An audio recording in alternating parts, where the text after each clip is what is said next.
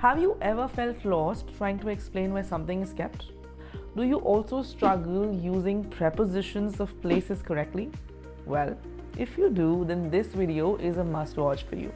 Hi there, this is Vani from Ingvarta, and today I will talk about prepositions of places. I will tell you how, when, and where to use them, and I will also give you examples for your better understanding. So, let's start. Let's start with in. In is used to indicate that something is surrounded by something, but there is at least one passage or one way to move out. For example, rooms or buildings. In is also used for bigger spaces like cities and countries. For example, she lives in New York City, or Ram is in his school, or Ram is in the library. Moving on to on. Now, on is used to talk about the location of particular things, where things are kept, like on the table, on the floor, on the shelf. For example, the keys are kept on the table, right? The book is kept on the shelf.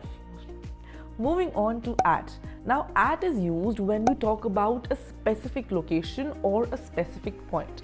For example, addresses or meeting places. Now, the sentence would be, she is waiting at the bus stop, or the lecture will start at 12.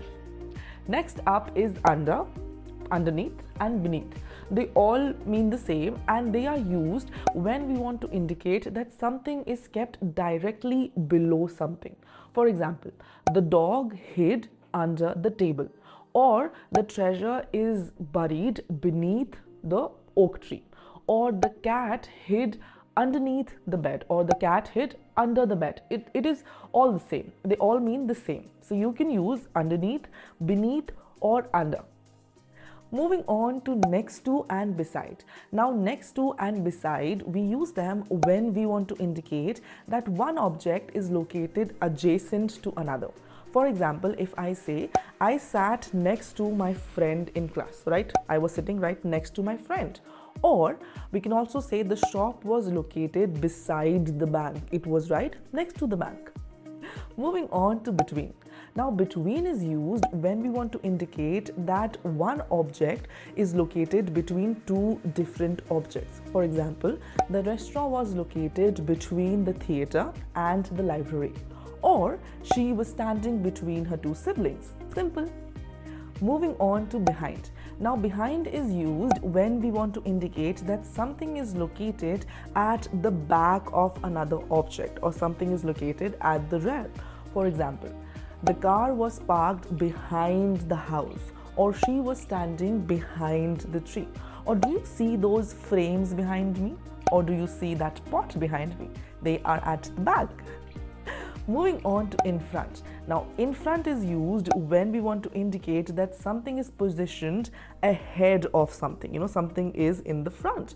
For example, she was sitting in front of the computer, or my hand is in front of my face, or she was standing in front of her friend. Simple.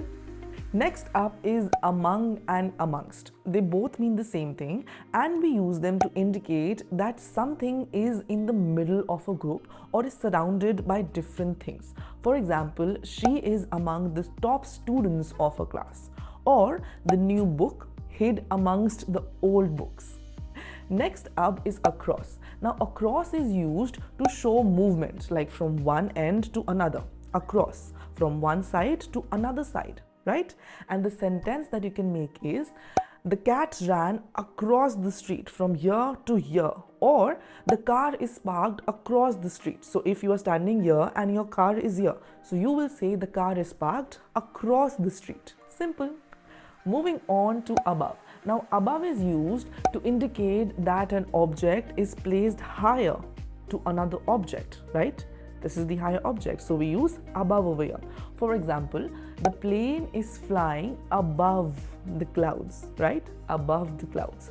Or if you want to say, the painting is above the fireplace, okay? Next is below. Now, below is used when we want to indicate that an object is placed lower as compared to other object, right? The relation of this object is lower. So we use below over here.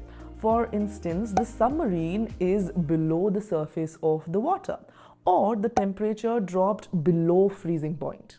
Next up is outside. Now, outside is used when something or the location or something is positioned outside the boundaries of a space. For example, it is raining outside, or the kids are playing outside. Next up is inside. Now, inside is used when we talk about that something is within something, like in the interior of an object, it is enclosed. For example, the ball is inside the box, it is enclosed within the box, or I will wait for you inside. Moving on to around. Now, around is used to indicate that something encircles something. Something goes around something, it surrounds something. For example, the fence goes around the farm, right? It encircles the farm. Or she wore the scarf around her neck. Or this chain goes around my neck, it encircles my neck, right? Next up is near. Now, near is used to indicate that something is in close proximity to another object. For example, if I say my friend lives near my house, so like she's very near to my place, a 5-10 minutes distance maybe, or the park is near my house, or if I say this table is near me, that cushion is far off, it is not near me. I hope you understand. Last one is opposite. Now, opposite is used when you want to indicate that something is facing or is directly across something. For example, the restaurant is opposite the hotel, or the bookstore is opposite the school. So these were all the common prepositions of places. I think that I have covered most of them by chance. If I have missed any, do mention them in the comments below. And I know there were a lot of prepositions, so don't get confused. Rewatch the video once again for your better understanding. And if you have any question, if you have any confusion, any doubt, do mention it in the comments as well. If you like the video, then give it a thumbs up, like, subscribe and share. And for your daily practice, do check out the Ingvite tab. I will see you very soon in my next video. Till then, bye, take care and happy learning.